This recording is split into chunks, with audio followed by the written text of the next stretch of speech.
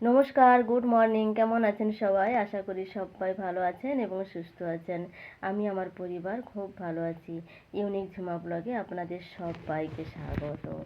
আর জানো তো আজকে উঠেছি সেই ভোর 4:30টায়, কিন্তু বাইরে এত অন্ধকার দেখে আমি আবার শুয়ে পড়লাম। আবার সেই 6টা নাগাদ উঠলাম। আর দেখো এই সময় প্রকৃতিকে এত সুন্দর লেগেছে, কি বলবো। চারিদিকটা দেখো কি সুন্দর নিস্তব্ধ, কেউ কোথাও নেই, যে যার আপন মনে ঘুমোচ্ছে। আর আমাকে দেখো কম্বল মুড়ি দিয়ে কাঁপতে কাঁপতে নিচে এসে আমার ফুলগুলোকে আমি দর্শন দিলাম।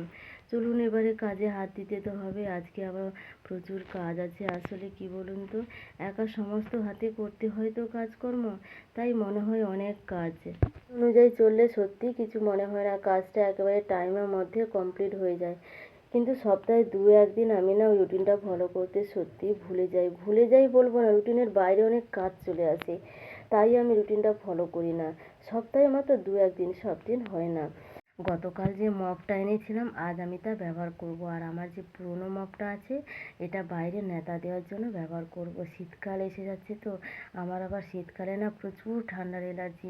এই শীতকালে জানো তো আমাকে রোজ একটা করে সেই মনট্যাগ এলসি যে ট্যাবলেটগুলো হয় ঠান্ডার জন্য, প্রত্যেক দিন খেতে হবে, নাহলে আমি সকালবেলা উঠে কাজ করতে পারবো না, গলা বসে যাবে, আর সারাদিন হাঁচি তো হয়ে যাবে, কিছু কাজ করতে পারবো না। গত 2 দিন ধরে তো আমাদের বাড়িতে প্রচুর কাচাকাচি চলছে, কিন্তু আর আজকে বাদবাকি যা আছে সব কিছু আজকে কেচে নিতে হবে।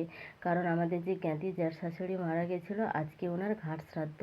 নিচের সমস্ত কাচাকাচি মোছামুছি কমপ্লিট করে আমি ওপরে চলে এলাম।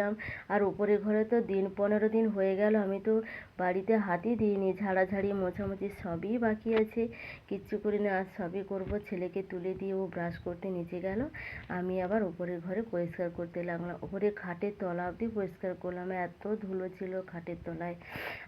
আলমারিতে ধুলো বেঁধে জমাট হয়ে গিয়েছিল, ওইগুলো একটু মোছামুছি করে নিলাম। আজকে তো ছেলের স্কুল নেই, তাড়াতাড়ি রান্না করার তো ঝামেলা নেই। আর জানো তো গতকাল বলেছিলাম ছেলেটার কানে যে লেগেছিল, ডান কানে না অনেক মানে ছোটো ছোটো ছোটো ছোটো ঘামাচির মতো না প্রচুর ব্যথা বেরিয়েছে।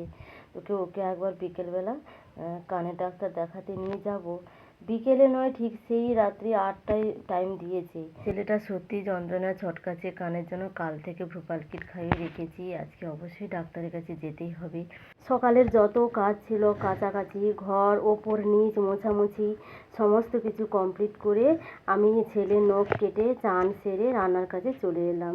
রান্না করতে করতে আমি আবার একটু টিফিনও করে নিলাম। ওই মুড়ি চানাচুর ছিল, ওই খেলাম। আর রান্না আজকে নিরামিষ করব। 9:30 বাজে এখন। মুসুরির ডাল করলাম, উচ্ছে ভাজা আর ঢেঁড়স তরকারি। এই ছিল আমাদের আজকে রান্না। ছেলেকে তাড়াতাড়ি খাইয়ে দিলাম। আমার একটু দেরি হবে, ওর বাপি গেছে একটু বিশেষ কাজে, একটু বাইরে গেছে। তো এলে বেলা দিকে 3টে 3:30 বেজে যাবে আসতে, তখন আমি খাবো। তার আগে আমি সমস্ত যত কাচাকাচি করেছিলাম সব কিছু ভাঁজ করে গুছিয়ে উনি এলো, খেয়ে দিয়ে আমি আর রেস্ট নিলাম না। অনেক তো বাসন পড়েছিল, ওইগুলো মেজে চারিদিকে ঝাঁট ফাঁট দিয়ে, আর আমার যেই বাগানটা আছে ছোট্ট বাগানটি, এখানে একটুখানি কোপোতে বাকি ছিল, ওইটা কোপোনো কমপ্লিট করলাম। আর আমার বাগানে দেখো যেসব দানাগুলো ছড়িয়েছিলাম কি সুন্দর গাছ উঠেছে, মূলো দানা, পালং দানা, লাল নোটের, সাদা নোটের দানা, কি সুন্দর হয়েছে দেখো। বড় হবে কিনা জানিনি, তবে এখন খুব সুন্দর হয়েছে। আর আগে তো তোমরা তো জানো আমি ফলের ডিগিতে অনেক সবজি দানা ছড়িয়েছিলাম, পালং দানা, নোটে, মূলো, ধনে দানা।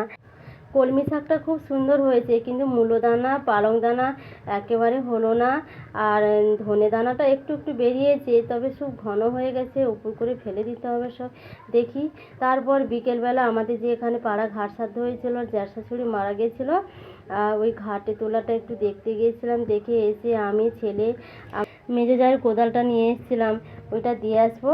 আর পাড়ায় একজনের বাড়ি থেকে দুধ নিয়ে ওই দুধটা নিয়ে আসবো, ছেলেকে একটু ঘুরিয়ে নিয়ে আসবো। ছেলে খেলা করেছিল, আর আমি ততক্ষণ একটুখানি বসে মেজো জায়ের সঙ্গে গল্প করেছিলাম।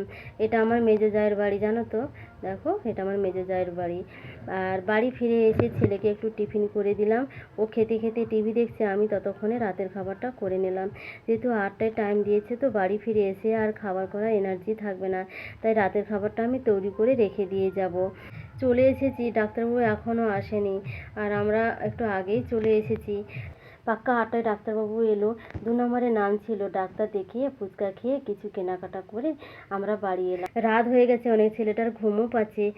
থাক আজকে আর পড়ালাম না। রাতের খাবার খেয়ে আমরা শুতে এলাম। আজ তাহলে আসি। Bye bye.